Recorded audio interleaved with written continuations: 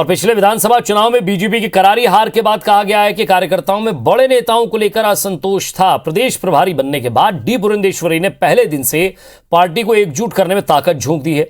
साथ ही यह भी साफ कर दिया कि बीजेपी अगला चुनाव सीएम के चेहरे पर नहीं बल्कि विकास के मुद्दे पर लड़ेगी। इन सबके बीच पूर्व मुख्यमंत्री रमन सिंह ने बयान दिया है कि पार्टी में मुख्यमंत्री पद के लिए कई चेहरे हैं, उनमें से एक चेहरा उनका भी है। क्या छत्तीसगढ़ में बीजेपी के अंदर सीएम पद के कई चेहरे हैं? क्या रमन सिंह का चेहरा अब जीत की गारंटी नहीं दे सकता? क्या बीजेपी के अंदर रमन सिंह के खिलाफ असंतोष है? ये ऐसे सवाल हैं जो इन दिनों छत्तीसगढ़ के सियासी गलियारों में सुर्खियां बने हैं। दरअसल इन बातों ने तब और तूल पकड़ा जब प्रदेश प्रभारी डी पुरंदेश्वरी ने 2023 का चुनाव चेहरे के बजाय विकास पर लड़ने की बात कही।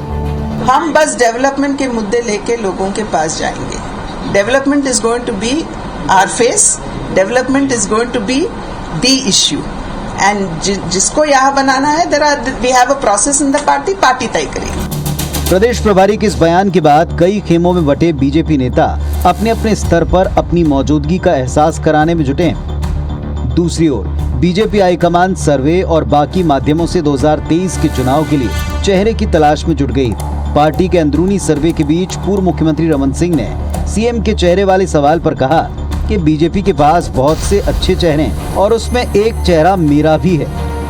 ये बहुत सारे चेहरे हैं जी, चेहरे कभी छत्तीसगढ़ में भारतीय जनता पार्टी के पास नहीं है। अच्छे अच्छे चेहरे हैं, उसमें एक चेहरा मेरा भी है, छोटा सा। रमन सिंह के इस बयान का बीजेपी की अंदरूनी सियासत पर क्या असर पड़ेगा, ये बड़ा सवाल है, क्योंकि पार्टी में ओबीसी, एसटी और एससी वर्ग के नेता अपनी बिरादरी से मुख्यमंत्री की मांग कई दफा कर चुके हैं। जाहिर है 2023 में सत्ता वापसी के लिए बीजेपी को कई स्तर पर संघर्ष करना होगा। पार्टी को 14 सीट से बहुमत के लिए जरूरी आंकड़े 46 तक जाना होगा।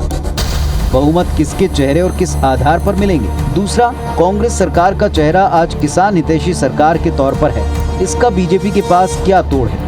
बीजेपी की इन सभी चुनौतियों के बीच कांग्रेस पुरजोर तरीके से 2023 चुनाव के लिए अपनी तैयारी शुरू कर चुकी है। रमन सिंह का बयान सामने आने के बाद कांग्रेस को बीजेपी पर तंज कसने का एक और मौका मिल गया।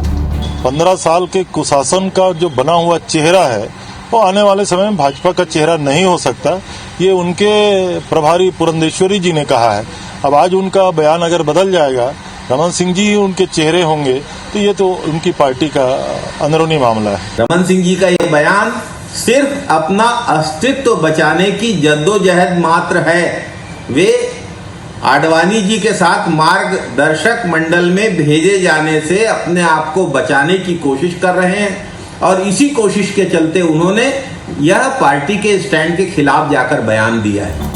सत्ता गंवाने के बाद छत्तीसगढ़ बीजेपी के कई धड़े बिखरने की खबरें आती रहीं। वहीं बीजेपी में कोई एक चेहरा नहीं है जिसे पार्टी के अंदर सर्वमान्य स्वीकार किया जाए।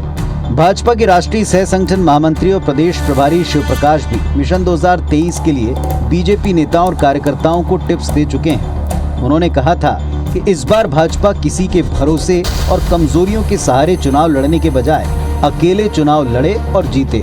अब सवाल ये उठता है, क्या बीजेपी हाईकमान 2023 चुनाव के लिए पिछले 2019 लोकसभा चुनाव की तरह सिटिंग सांसदों की टिकट काटने का दांव खेल सकती है? लेकिन इसके लिए नए चेहरों को मौका देकर वर्तमान चर्चित चेहरों को मार्गदर्शक मंडल में भेजना होगा। बहरहाल रमन सिंह के बयान के बाद हाईकमान की तरफ से इस पर क्या रिएक्शन आता है, ये बड़ा सवाल है। सौरभ सिंह परिहार के साथ राजेश मिश्रा, IBC 24 रायपुर।